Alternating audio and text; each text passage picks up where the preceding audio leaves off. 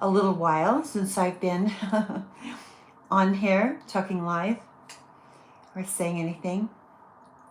So much is so much is going on behind the scenes, and it's been hard. It's been hard to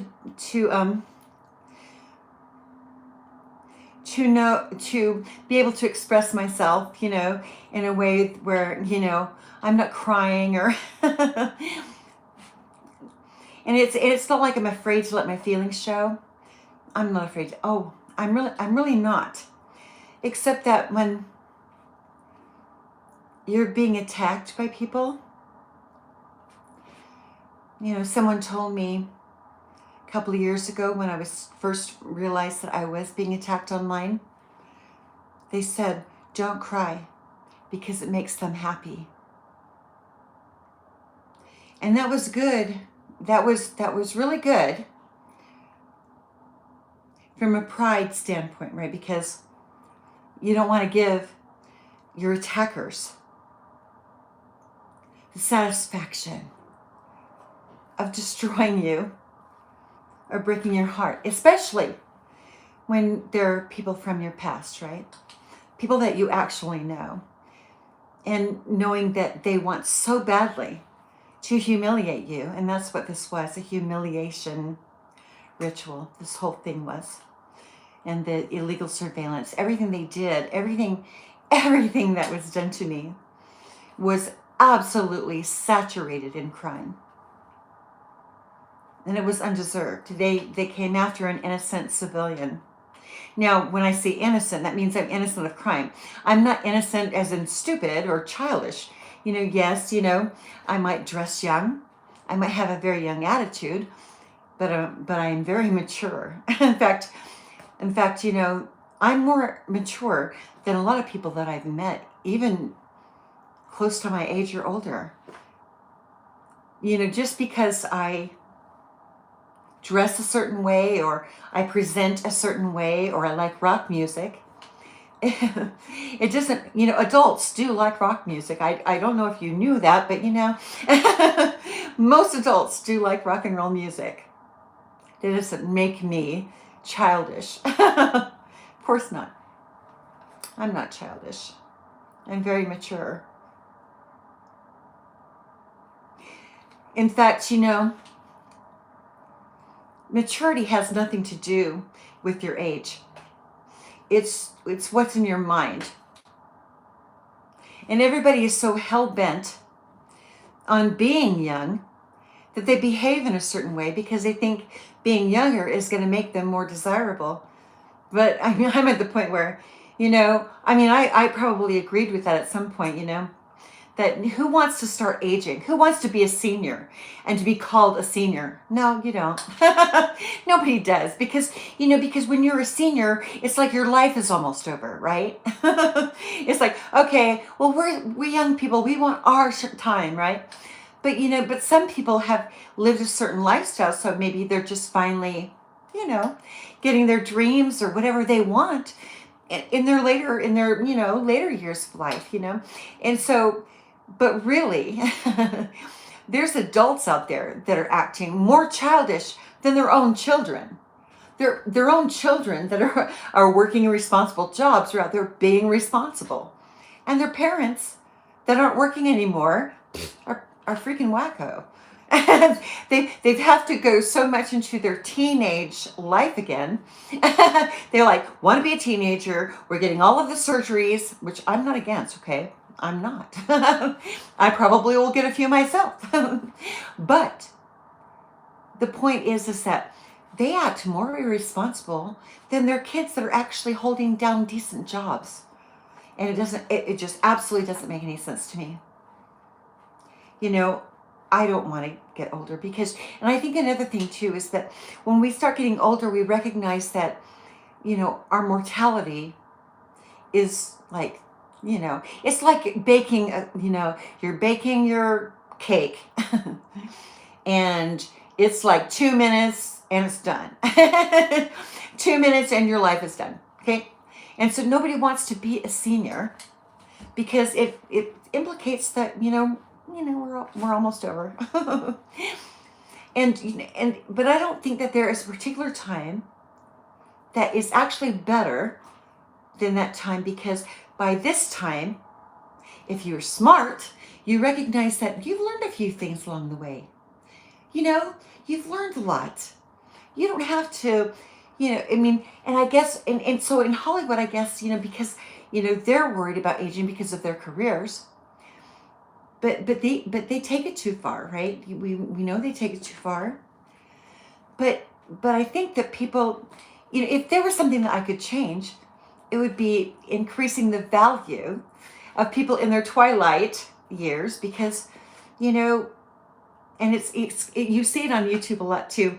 People are staying younger longer. People are there. There's new inventions, and there's ways for us to stay younger longer, which is great. And it's even great news for people that are younger, because they know that by the time they get to be our age, it'll even be better. And so, but also when you think about it, life is so very hard that sometimes you just really don't want to be here for very much longer. It's just because we don't have, it's so hard for all of us to prepare for the end of our lives. Maybe it's because we're afraid. We're just afraid because, we don't, we're told, Christians tell us where we're going to go and how all that's going to come down once our spirit leaves our body. But it's frightening. Here we are, we're animals, human beings are animals too. And there's not a single animal, even an insect, that wants their life to end. I remember when I lived in this one place, and there was freaking wood spiders or these great big wolf spiders in the basement. So, and they were frightening. I don't like spiders, man. I don't. And I don't mind. I want to get a machine gun and blow those suckers away. I hate them. Oh, they scare me half to death. And if they bite you, they can cause the tissue in your skin to deteriorate and die, right? Those suckers, they don't want to die. I swear, they have more desire to live than your average spider. And they jump high. They fight. Ooh. Ooh. When I think about that memory, it makes me sick. Oh, no. That's why I don't want to go to a desert nation where there's like camel spiders. Ugh, my gosh. Oh, hell no. But anyway, everybody, no matter what your creature, wants to die. Nobody wants to die. It's sad, and let's say, and when people die, especially the ones that you really do love, and they pass away, it changes you. When your parents die, it changes you. It's like, so you go through probably the first year with orphan syndrome. It's weird. Even if, and for me, it wasn't as devastating all the time because I lived far away from them. And so, I wasn't seeing them every day. But energetically, I felt it all the time. They're gone. And for me, death wasn't, even as a kid, death wasn't really final because I already knew, because of my personal experiences, that the veil is really thin. They're not that far away. and I believe, I totally believe that life goes on in the spirit world. And maybe we do come back. I don't know.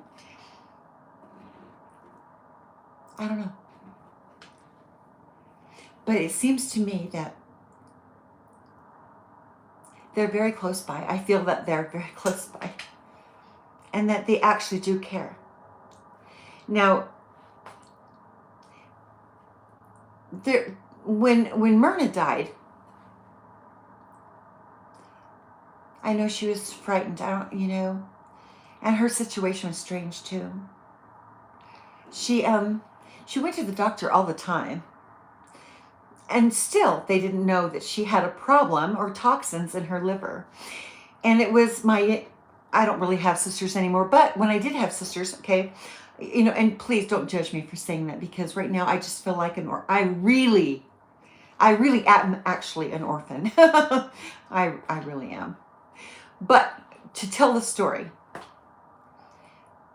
the youngest sibling noticed that Myrna was turning orange.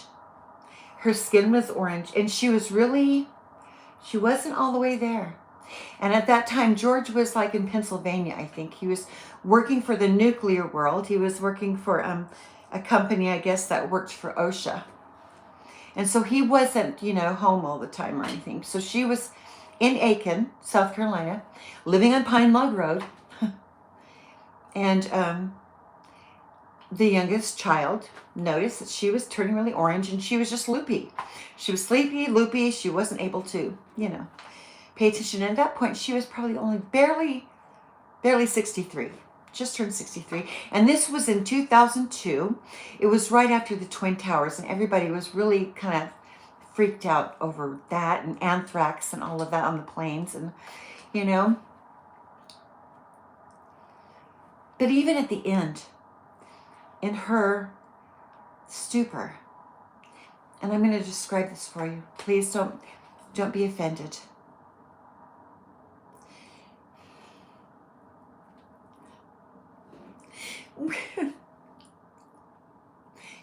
Everybody was around her, and when her spirit actually left her body, and she was on a lot of medication too, so that doesn't really cloak your awareness of your impending death. You kind of know. And I do believe the veil is thin, and I think that people come, but it's like somebody, and there was a nurse, I can't remember who the nurse was, if it was her nurse or if I heard it somewhere. I think it was her nurse that said it was like jumping off the high dive in a swimming pool, right? You're at the swimming pool, you're on the high dive. I hated the high dive. I was really scared of heights when I was little. But it's like, okay, and all of your friends are in the pool saying, jump, jump, jump. It's going to be okay. We'll catch you. Jump, jump, jump. And so, and you're on the high dive, and you don't want to jump, because, all you actually know is just right here on this plane, right? But sooner or later, that body just stops, and it kicks you out. If you don't jump, it just kicks you out, and you don't really have a choice. So when it kicked her out,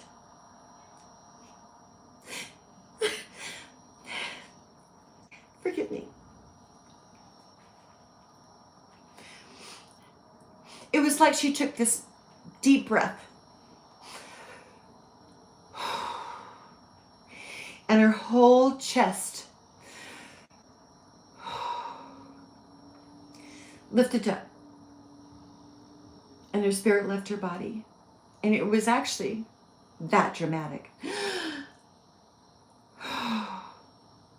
Fear and release, fear and release. Now, when George died, it was also really unusual because he didn't want to die. And he was in a coma. By the time I was going through cancer treatments, at the same time, George was being treated for lung cancer. And so I didn't have any hair. When I went down to see him in South Carolina, I was already bald from chemotherapy. Yeah.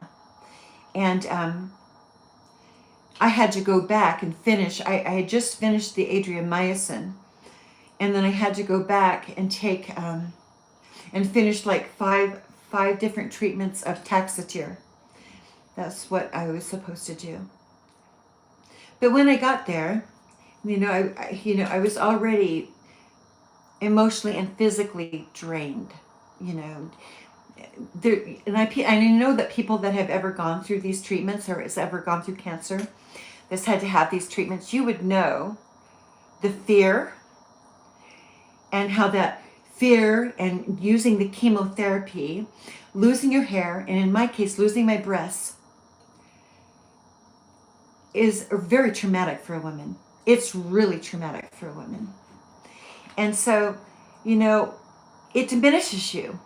And me, in my stature, I was always significantly smaller than everyone in my family. And so in this particular situation, I was even more small and vulnerable, and I was very subject to the management of the older ones, or the oldest sibling. But when George died, I really wanted to be there. I sang to him. I sang to him one of the songs that he wrote.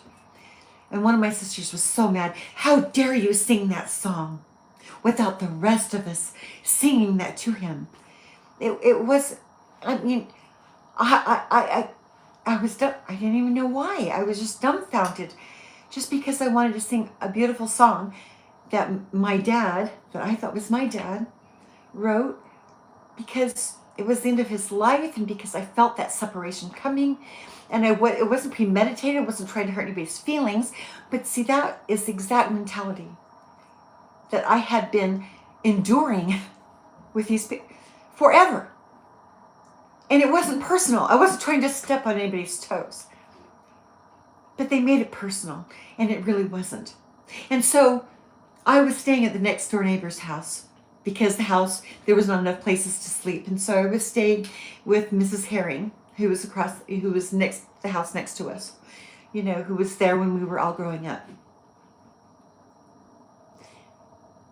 Which was nice. It was nice to be there with her.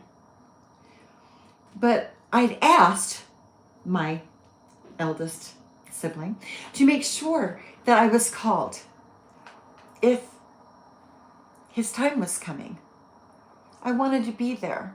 I wanted to hold his hand. I wanted to hear my voice. I wanted him to hear me say, I love you.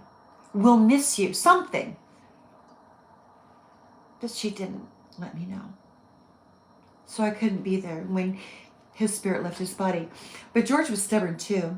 And he told me he lived out in this apartment that was in a shed in the backyard on Pine Lake Road. So he had his own apartment. And he was going through all of his treatments and everything. And he told me, we were watching the news, and he was he was actually really worried about the world. He was very worried about what was going on in the world, and he was really watching that news, and he was concerned. But he said that a man came to him, and he was awake when he told me. He said a man came to him, was in the bathroom, and said, George, it's your time. You got to come with us. He told me this, and he said, no, I don't want to go. I'm not ready. I don't want to go. But he told me that somebody came to get him, and he refused to go. But when the time came, and I was at Mrs. Herring's, and he had already passed, the next day, I was told to come over back to the house, which would have done it anyway. But they did call, but he had already gone by then. They didn't call me when he was about to go. He had already gone. And I was really upset about it. I was. But he hung on so long. He was stubborn. And he had this gray patch, it almost looked ashen. It was his cheek was already decaying while his spirit was in his body.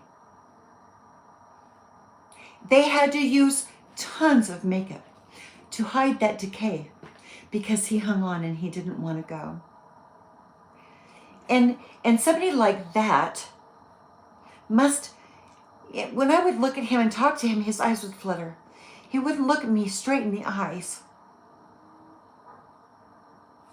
He wouldn't look me straight in the eyes when I was there when he was going through cancer. I mean, it was different. But when you're not afraid of dying, and all of it, you still are, but you have wrapped your mind around the fact that, we're not all going to be here forever, and that death is inevitable for everyone. It's inevitable for everyone. And I had to accept that even in myself, especially when I came back to Utah. And I went to Dr. Bott and I asked him, do I really have to do the Taxotere? Can't we just stop now? I don't want to do this anymore. And then he showed me my file and he said, you have a 99% chance of dying if you don't do this. It's not maybe. You have a 99% chance that you will die if you do not finish this regimen. And so I did. I took the Taxotere. And I kept going in, and it was really hard. It dries you out so badly that your eyes actually tear all the time. Your eyes are droopy, and my eyes were droopy, and the doctor was really nice because my eyelids, and I'm really a young looking person, but when I was taking that regimen, my eyelids were really drooping, and so the Dr.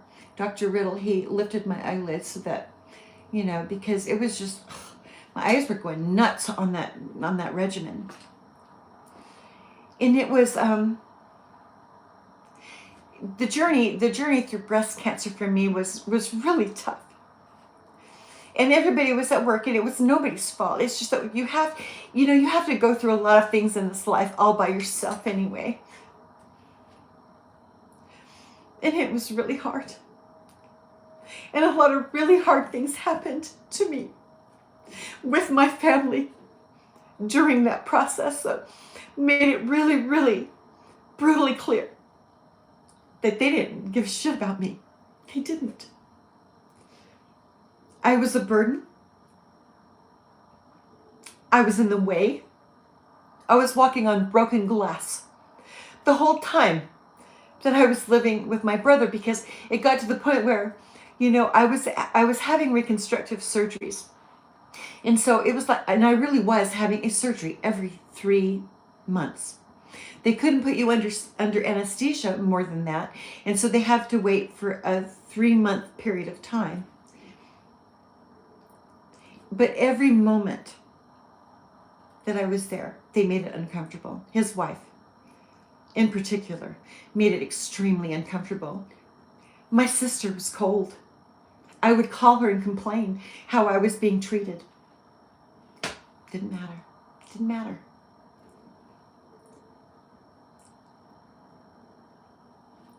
When I left, okay, I'm going to skip some really painful memories right there. I'm going to go to where I was back on my feet and living in these really nice townhomes in West Jordan. But I knew that when, the money that I received came from OSHA. It didn't have anything to do with inheritance. It came from the government. It was OSHA money, right? And when we were growing up, George worked for the nuclear facility, and he was out of the site, and he was the one that they had to wear the radiation suits. And so, and uranium is held in a big tank, and it's submerged underwater. And his job was to go in there and make sure that the radiation levels were, and everything was stabilized and under control right underwater. But so when he would come home, there's only so much you could do, you could, and I think that they took showers, at work, to come home before they came home. But I ended up getting breast cancer, and there's, one of my sisters ended up getting bladder cancer. But I probably am a downwinder anyway from that experience, but so to speak, because of the job that George had, right, with the nuclear facility and the Arco Desert in Idaho. So anyway, I get once that money came, I wanted to celebrate. I love the world wonders, the ancient world wonders. And on my sabbatical, I had already been to Greece, right? I met some people, I met a group of people at Intel, from Intel Ireland, that came over when I was working for Intel in Hillsboro, Oregon. And so, long story short, I ended up going over. He came to visit, and I ended up going over there. And But it turned out everybody couldn't get away from work, and so it was just Bill and I. We went and island hopped, and but he was really bossy, and I told I'm a lot older than him, and I was just like, so it didn't work out. And he went back to Ireland, and I stayed. I stayed to finish my trip and do it the way I wanted to do it, and it was wonderful. And I was so fascinated to go and see these ancient world wonders, and to go to Crete. Crete is amazing. It's amazing. And they have this low valley that grows vegetables. Like our tomatoes look like nothing. Their tomatoes are giant. Their cucumbers are giant. And you always think, oh, we're Americans, we've got everything, but no. I learned these people have got the best produce ever. Really good produce and seafood. I loved being in Greece. I loved it. I loved Santorini. I loved Crete.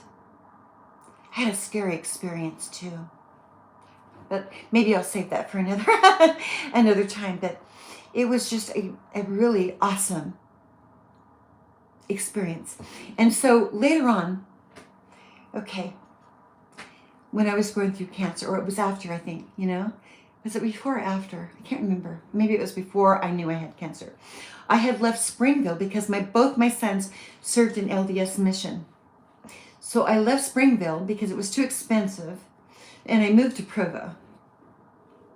And I lived in a one-bedroom apartment in Oak Hills. And I had started an online, I bought a website from a guy, and my business was World Wonder Travel. And I got an EIN number through the state of Utah, and so I registered it. But then as I'm setting up my business, and I'm showing it to a good friend of mine that was my bishop. He was my home teacher at the time, but he turned into my bishop. But anyway, I was showing him my website, World Wonder Travel, and it was a beautiful website. And he goes, well, that website looks better than mine. And it's like, it's really cool. This is the guy, the company, whatever, right? It wasn't it was not too long after that all of a sudden I couldn't manipulate my own website. All of a sudden I didn't even have access to it anymore. It was just poof, gone. And I was freaking out because I really invested a lot with this guy from, I have to go back and look at the details, Joe, somebody from Scottsdale, Arizona.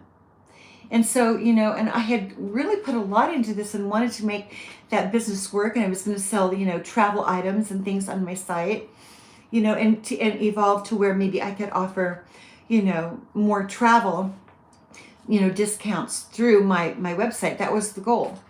And then suddenly it disappeared. It was gone.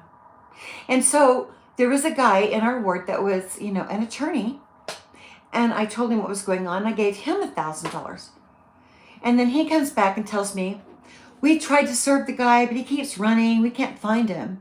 And so I paid $1,000 and lost my business, only to find out that my friend had taken it from me.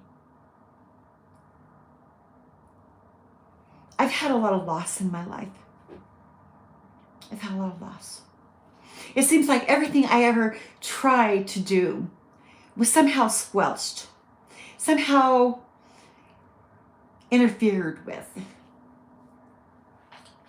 And I'm not going to go into details about my marriages and why I left, because I've already said that more than I even want to think about. So when I left my last, marriage, it was for a damn good reason, and I had help doing it.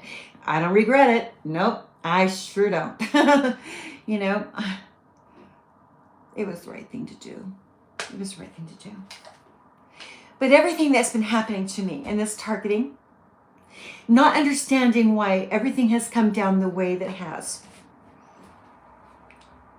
knowing that the veil is thin for me, because you can't get a terminal illness and not have, it's like George said, somebody came into the bathroom and said, George, it's your time. And he said, no, I'm not ready to go. He had that experience too. So when I first found out that I had cancer,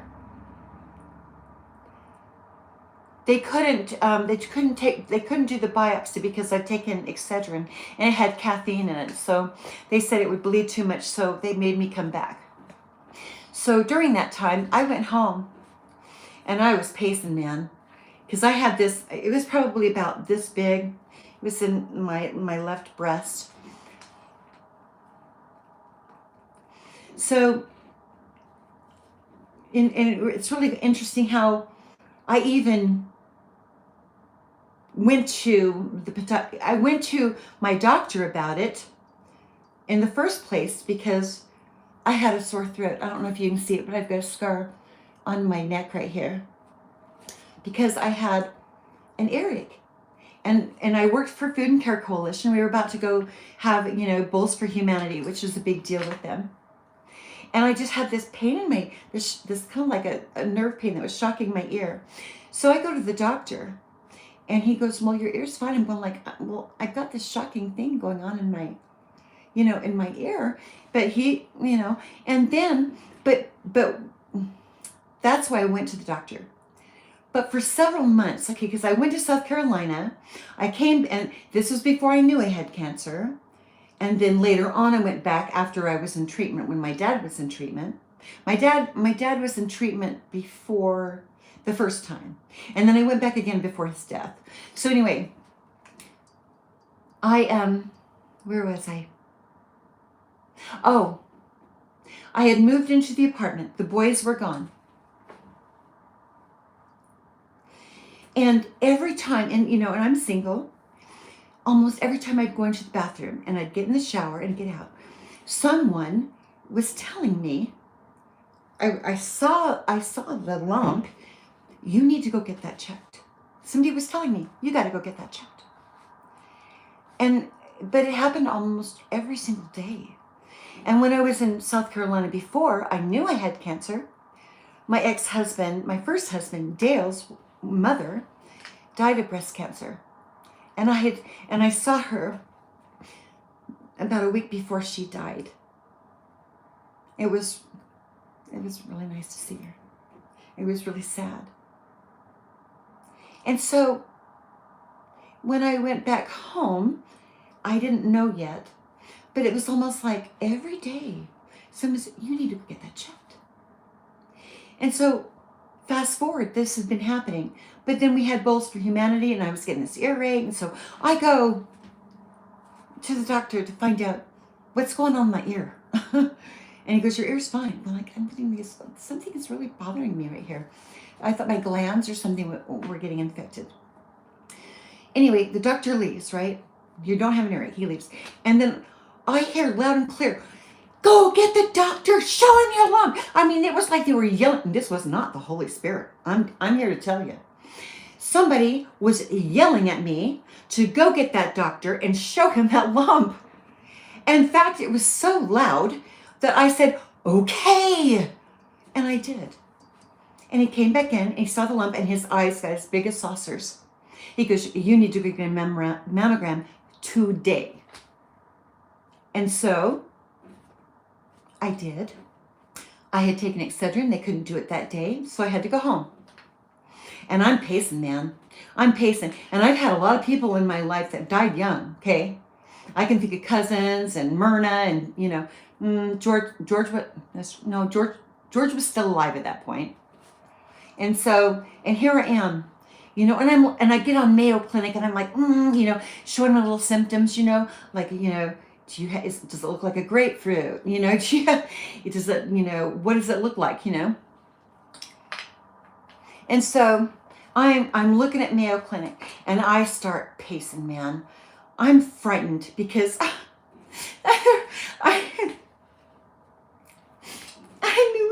knew it. And I'm starting walking back and forth, right? And I'm pacing. And I dropped to my knees. And right the minute that I was about to say, Heavenly Father, do I have this thing? My knees didn't even hit the ground. And it was like 4 different people, 4 different spirits were right there saying, yes, you have this thing. There was no question about it.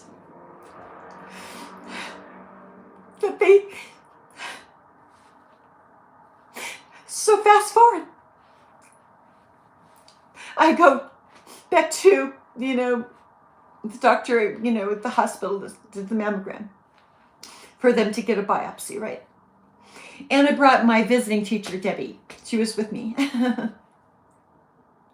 And when he was doing the procedure, and it was, numbing it, and he was gonna, and they cut to get, the lump, to get a piece of the lump, right? And Debbie's just like, she's holding my feet like I'm having a baby. Just breathe. Yeah, because she was more freaked out than me. I was traumatized because I already knew. And so when the doctor was done, I looked up at him and said, "Do I have this thing?" And he looked at me and he goes, "I'm so sorry." I mean, he wasn't crying like me. He just said, "I'm so sorry." And I was so numb and I already knew, so I wasn't like hysterical or crying. I was crying, but I was more like imploding. It was like I was imploding because these spirits had been warning me and women I needed to know. 4 of them, 4 distinct ones, told me, "Yes, you have this thing." And in the doctor's office, probably Jan read, "Go get that doctor." I already knew. They told me ahead of time. There's so many times I can tell you when the veil is so thin. And all of that is hard enough. So, long story short, I get through all my treatments, all the barely through the reconstructive surgeries because I was still having modifications and repairs and, things that were going wrong that I needed to have fixed. And so we're literally almost up to the time that I went to Italy. I was like just barely done. And I was going to Italy and I set it up to where I could go for 3 months. I wanted to go for 3 months. I wanted to experience everything. I wanted to go, be in the north. I wanted to go to Rome and Tuscany, and I made it to Venice. And then I wanted to go south because, I had worked for Ottavio's and they told me about Pompeii. I saw the stories about Pompeii. I wanted to, and I'm totally into world wonders, right? The ancient world wonders. And so I wanted to go to Pompeii. That was the reason why I wanted to go to Salerno. That's the reason why in Naples I wanted to go and see it for myself. These people that lived thousands of years ago, that really lived and had lives, and it was just incredible. But that was just one of the things I saw. I saw so much. But Pompeii was the reason, the real reason why I went to Italy in the first place, which was amazing for me. So I didn't know what was going on back at home with the inheritance thing in 2017, because that's when I went to Italy. I went to Greece in 1996 and to Ireland and the UK, France in 1996.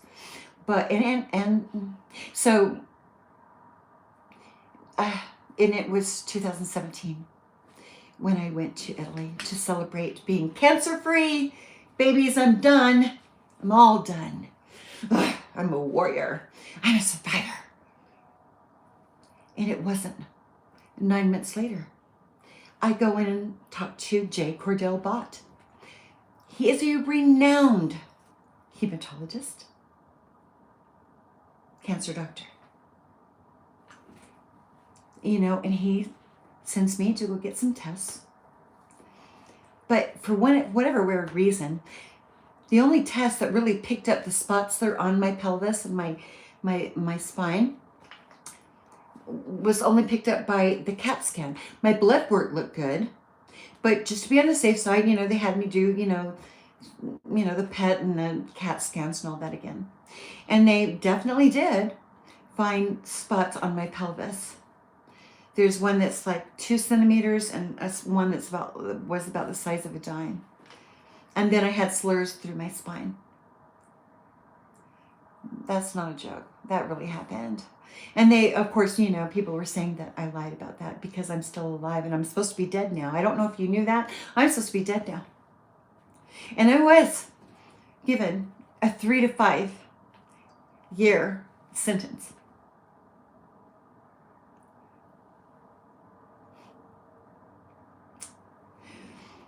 The thing about it is, and anybody that's ever gone through cancer, no matter how strong you were before, no matter how powerful you were and in your purpose and strong, when somebody gives you a death sentence, maybe it was your baby or maybe it was you or your husband, but when that happens to a person, this wonderful, bigger than life person imploded. I got through it. I imploded again. Because, this was the second round. I mean, I'd already made it through, had my victory tour, came home, only to find out. And I got second opinions too. He wasn't the only doctor I went to. We have to manage this disease. He sent me to Utah Valley Hospital to scrape those spots on my spine and confirmed they were active cells.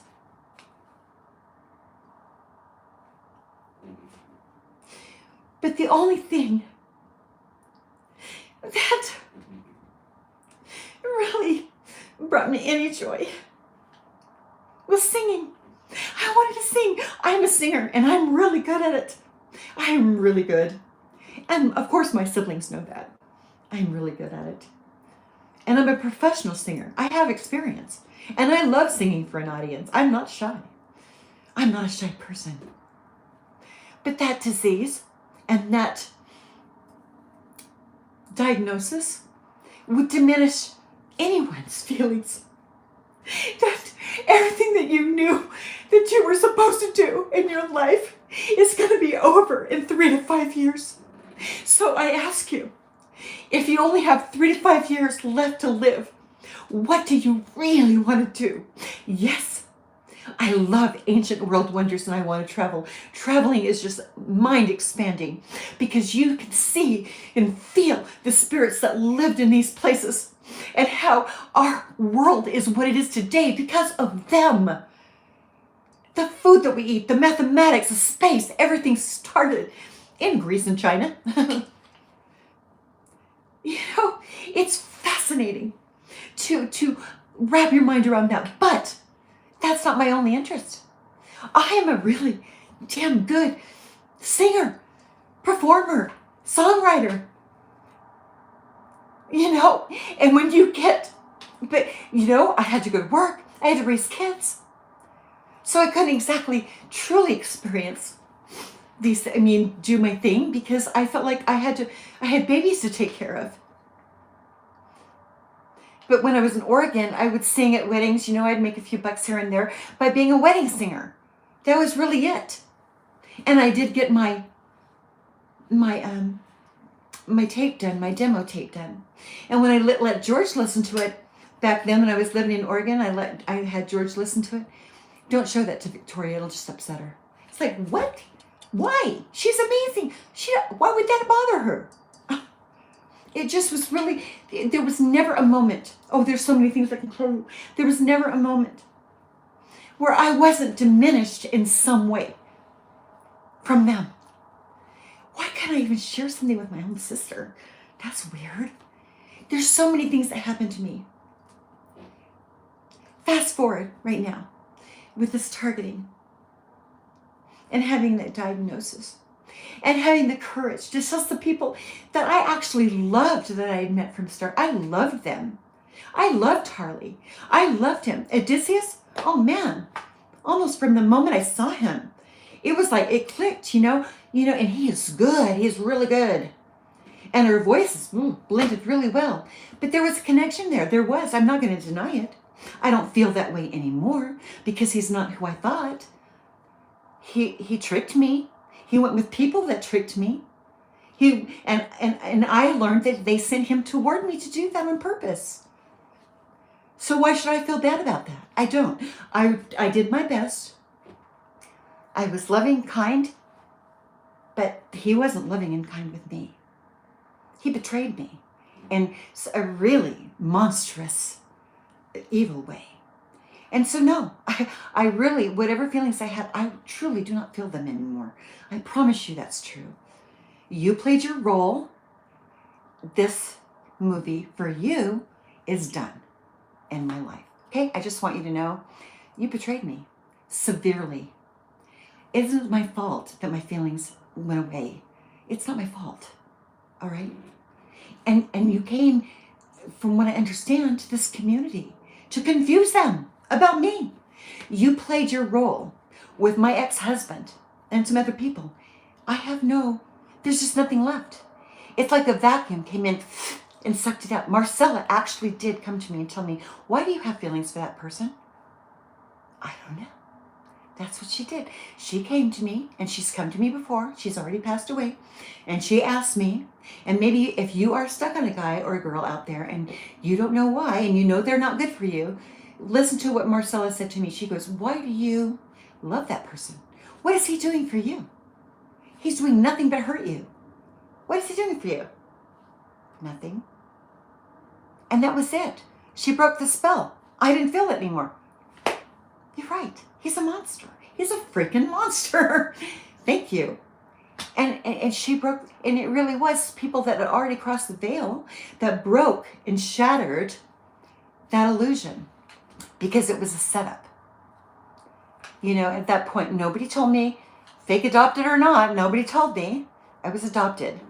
And I've told you, you know, if you can do the research here on YouTube, in the 60s, I mean, I guess maybe they're still doing it now, but when affluent families or royalty or famous people, you know, have a baby, that's kind of like, you know, we don't want anybody to know we did that, you know, instead of being forthcoming and doing the right thing, no, they would get like, at first it was the Catholic Church. The Catholic Church would place these unwanted babies, if they were lucky to live, you know, two different, you know, communities, I guess, you know, in the States, building up the country. I don't know. And so, you know, but for whatever reason, somebody investigating, and I didn't have to believe them, but when they told me, I knew it, because in the 1960s, I was taken out of the hospital for women and children in Mobile, Alabama. Now, I was told I was born in Chatham, Alabama. That's what the records say, and I've got a birth certificate. And I'm calling up, you know, I think it was when I was still at Harvest Hills, saying, where's my hospital records? And we don't have any hospital records, you know. It was totally a setup adoption. It wasn't, you know, and people, and I've been begging people to help me investigate, so I know that they are, and I'm getting information coming in to me, and I actually know, when you hear the truth and you know it's about you, baby, you know geographically, you know the energetic signatures of people that were playing in the games and that, you know, there's just, you know, and me, I can see the visual energy of everybody. not if I'm not paying attention to you, but if you're coming after me, I'm going to look at you. Mm-hmm. So don't come after me. Anyway, so here we go. We've got a situation here where if I find out, right, and I did find out, so they had to get rid of me. Here it is. I have lived beyond my diagnosis. How dare I be so selfish that I could live beyond my diagnosis. We have to take her out. We've got to poison her. We've got to erase her. Everything that she ever did. You know, when Club 90 did a fundraiser to help me, Doug was still alive at that time, Doug Chesley, my cousin. And so he's in there helping me more than anybody else, more than my siblings, trying to go talk to different, you know, people that were, you know, different businesses to get them to donate money, or, you know, or actually different items for people to bid on, you know, for the fundraiser. And the reason why I didn't want to take Verzenio. Dr. Bott wanted me to take Verzenio. I've told this story. I took the Verzenio. It made me poop blood, okay? It makes you sick. It makes you tired. It makes you sick. You pass blood when you go to the bathroom. He gave me, then we tried Kisqali. It's on record. And these people are out there saying I lied about, being sick, and I faked my, diagnosis and the fundraiser. You pieces of shit. Sorry. Okay, it was a weak moment. I had to say that. Anyway, okay, let's just go with that, right? And so anyway, here I am outliving my diagnosis because all I wanted to do was sing. I couldn't afford to travel. My business disappeared. And the only thing I wanted to do was sing for the rest of my life. Is it any wonder, with all of this fraud, why the veil is thin for me? It should be no secret. Because somebody that has already passed on, even God himself, saw what you people were doing. And he said, no way. There's no fucking way you're doing that to her. No. You're not getting away with that. You have done enough damage. I owe you nothing. Zero nada. Nope, I don't. And thank God some of you woke up before it was really too late. Because this is a terrible crime. To slander someone so much, deliberately set up a scam, to come after a person and to paint you as a liar, a thief, a whore, saying you're spreading around HIV when it's really them doing all of these things, to steal from you, to hack my phones, not just one, at least two. Yeah, they did. Now, there is backup now. We've been investigating. All of the psychics and readers are out there investigating these people that came after me and came after some of the readers for helping me. But let me ask you something. If you were ever swayed by a celebrity or somebody that you trusted, or maybe somebody that was so religious and that would never hurt a fly, came and told you some outrageous things about someone, it would behoove you to make sure they weren't lying and jealous. I mean, I'm not bad looking. No. I sing really well. I bet you anybody could have been able to tell there was some jealousy going on there. Like real jealousy. And I knew that they had taken a gift from me from Star Maker. And then they pushed me out of the places that I lived. Rerouted my mail. Go to Brenda. I went to Brenda's house where I lived in Pleasant Grove. And I asked her, where's my mail? She just barely peeked open the door. It wasn't me. It wasn't me. I hadn't even asked her. I just said, where's my mail? And she's saying, it wasn't me. It wasn't me. What? Hello? So, I went and filed the report down Pleasant Grove Police saying my mail is missing. And none of the Mormons are listening to me. No, right. So, and by this time, my sons actually had gone on a mission. For whatever reasons, they had doing their own investigating. It wasn't with Mormon stories. I watched Mormon stories, but they found it in a different way. They were really uncomfortable with the wealth of the church and how it was, just, and they were investing in things that really weren't even suitable for the belief system. And so that was strange. And we all know that genealogy headquarters is in Salt Lake City, Utah, and that it's run by the LDS Church, Ancestry.com. But I'm not going to go into all those finer details because you know what? When I came on here, I had a point. Let's talk about slander for a second. Slandering a person that you don't even know. Getting on board the bandwagon to participate in slandering somebody you don't even know. Not looking at the variables or thinking outside the box saying, why are they doing that to her? No. If somebody that everybody respects comes in there and tells you, we're going to do the unstoppable thing. We're going to help the homeless, that they forced me out to be. We're going to help the drug addicts and the alcoholics. Oh my gosh. What a setup that was. I never signed any kind of contract. They came after me. I signed nothing. my name was forged on a contract I never signed. And I'm not making excuses for people. Thank you, by the way, for waking up to help me.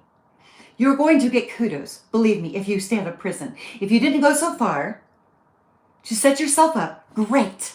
If you helped me, great. I can be forgiving, very forgiving, honestly. I don't want to threaten anybody, but I ask you, and you think about the story that you've heard me tell. What I'm telling you that I have actually experienced, then you have to self-reflect. You have to self-reflect and realize what you are personally capable of. And excuse me for yelling at you, but since your mommy didn't do it, let me take care of that for her. Because right now, I don't respect the people that would actually do that, to go after a person without really finding out for themselves before they did that. And you know why they didn't do it? Because they were given a bribe. They had money involved. I will pay you this money. It's me. You can trust me. I'm going to pay you some money if you help us slander that person so that we can keep hiding who she really is, because, you know, after all, she was stolen from a hospital. So we're going to just keep her hidden. And everybody wanted to jump in, and they were all getting paid. And finally, I started picking up on everything, and they're feeling like, we're going to have to do her in. We need to use this MK Ultra. We're going to throw MK Ultra at her. We're going to make her feel so hurt. And her child is going to have sex with the guy that she liked over at Star Maker. We're going to really hurt her feelings.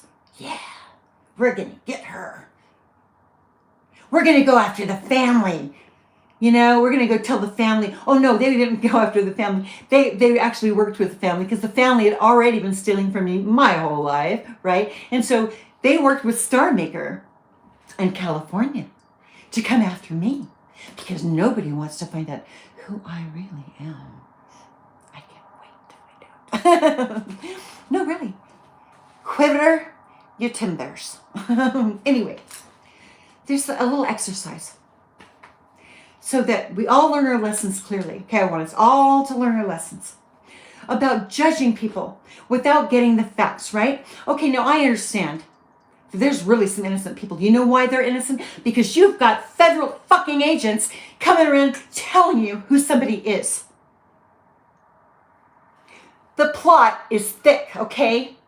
There really is, and you can do the research, the children that were born out of wedlock to affluent families that were given to different families in the United States. And it was like a government cover-up, military thing. But some of the kids, like if you read about the Catholic hospital, was it in Ireland? Where a lot of the babies died. So, hey, I'm glad I'm alive. It must be for a reason. But you know what? I don't owe anybody anything.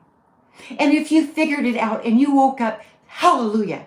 Because I understand how you could be confused if you had people that you respected in government coming tell you who a person is. I understand that you might believe them, or if there's somebody that is, teaching people how to be better human beings, that wants to sign you up for Unstoppable, comes in there and tells you who a person is because they forced you out of a home. And they hurt you so bad, the only time you're having a good time is with Pabst Blue Ribbon. I can't even talk anymore. Pabst Blue Ribbon. And singing a song. So, I'm going to have to write a song called Kiss My Ass. Because that's how I feel. And you can kiss my ass. I know you want to. I bet you can't wait. You just want to marry me so bad to get all of that money. So you could say, I'm the one that kissed her ass. Literally. I took pictures when she wasn't looking. Oh yeah. I was with an ex-husband who took pictures of us intimate together. Used that video to make me look like I was a whore. And I'm supposed to feel sorry for them. I don't know what you guys are drinking, but we all got to get some of that stuff. Certainly it is very illegal. That juice you're drinking, it's illegal. Now, I want you to look at something, okay? I want you to think about something for a second. When you get up to go to work, okay, let's pretend you're getting up and you're going to work. What's the first thing you do? Maybe you get in the shower. Maybe you shave your legs and you put your lotions on and You go and blow dry your hair and you're getting ready for the day. You're just like, you're unstoppable. And you're looking in that mirror and you're looking really hot. I'm going to conquer this day. And you should. I'm not saying you shouldn't. But when you look at yourself, and we're putting our makeup on, I wish I'd had my lipstick with me. And you're putting your lipstick on, painting your fingernails, and you're getting ready for the day. And you're all done, and you're looking at the final product, you're ready to head out the door. And you do this every single day. It's a routine. It's like, you don't even think about it anymore. It's just like, you get up and do this. And, maybe I prayed, maybe I didn't. I don't know. I prayed, Heavenly Father, please help me get away with this crime today. I know that you're on my side. But you're in there putting your makeup on. And you're looking in the mirror. I know God loves me. I am so special. And it's not that I don't think you're special. Of course you're special. But if you could be tricked, even if it was a criminal, okay? If you could be tricked to want to end somebody's life, to destroy someone's life, no matter who they are, if they're not on, if they're not walking the Green Mile and they're not in prison, it's just rumor. Actually, it's just like grapevine mostly. But if you were actually someone that was told by an authority figure about a person, you would still have to ask yourself, why, if she's done all of these terrible things, why has she not been arrested? They never even questioned me. There's been so many false allegations made about me, and not one police officer ever even came to question me, ever. They knew I was innocent from the very beginning. They knew I was innocent. There was just no question about it. This was a plot to steal. And they manipulated those genealogical records. And I've already given written evidence of, it's just so overdone. This fraud is so in your face evidence. We really don't have anything to talk about anymore, other than you need to bring in my shit really quick. Yeah, I think so. Because this has gone too far. If this could happen to me, and and if you can be targeted, okay, let's say that there's other people, and I'm sure this is true. If there are other people in Utah, or maybe even that the government knows, that's going to pass away, and they know that you've got any kind of wealth someplace else that they can swipe, she's going to die anyway. We might as well take her stuff. This is what's happening. You don't even know. It could be happening to you, especially if you've got a terminal illness. I bet you and your family. I don't know. I'm sure that not everybody is guilty. So here is a tip. If you have been diagnosed, or you are elderly, you are a target. Okay? Because they think that because you are elderly or a senior, I'm a hot senior man, that they're just gonna get you and erase your whole freaking life. Because if you've got cancer and have gone through everything that I've got, I guarantee you're diminished. You are upset. You're frightened. You know that your life is almost over. And you only have a few more years to go. Maybe, if you're lucky. What are you going to do with that time? Are you going to waste your time targeting somebody? It doesn't matter who they are. It doesn't matter what they've done. It's really none of your business anyway. This was all about theft. Okay, so you're back and you're putting your face on. You're putting your face on. You're getting ready for the day. But you need to ask yourself, if you can go out that door and you know that you're willing to gossip about somebody, if that's who you are, and you're willing to target somebody or hack their phones, that shit's coming back to you. So I want you to look. Okay, I'm sorry. It's really has fingerprints all over it, right? I'm gonna use the magnified part. Yeah, I want you to look at this. You guys were doing mirror magic, right? Actually, there's something to that, isn't there? This witchery that you've done. I don't do magic. I don't do magic, and I don't wish harm on people. But I do cord cutting. that one I do, and I can sage. Okay, it's really a dirty mirror, but I want you to look at it. Look at yourself. Look into the mirror. Can you see yourself in that mirror? Who are you? Who are you? Because there is consequences, and there is a God. What kind of a person are you? Would you want someone to die because of something that you did? Can you feel good about living like that, knowing that you harmed another individual, no matter who it is? Look into my magic mirror. No, it's just a makeup mirror. Who are you? Are you somebody that would wish somebody to be dead? Now, I know there's times where we kind of do ours, but no, you don't go plotting and taking action to harm and to plot and to plan to destroy another person's life, no matter who they are. Unless you are a detective, really going after a fugitive. You saw me being free. You saw me singing. How could I be guilty of so many things if I'm still walking around free?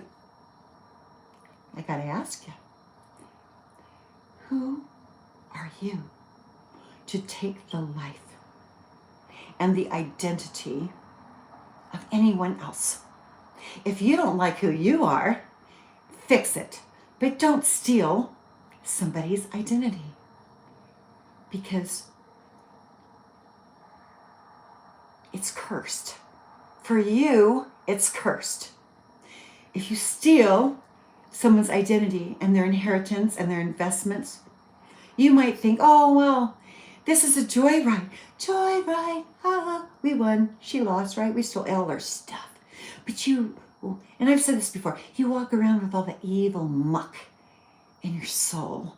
You walk around with that shit every day, knowing exactly who you really are. And if that's you, and that's what you did, it isn't me you need to apologize to. It's God. It's your own freaking conscience.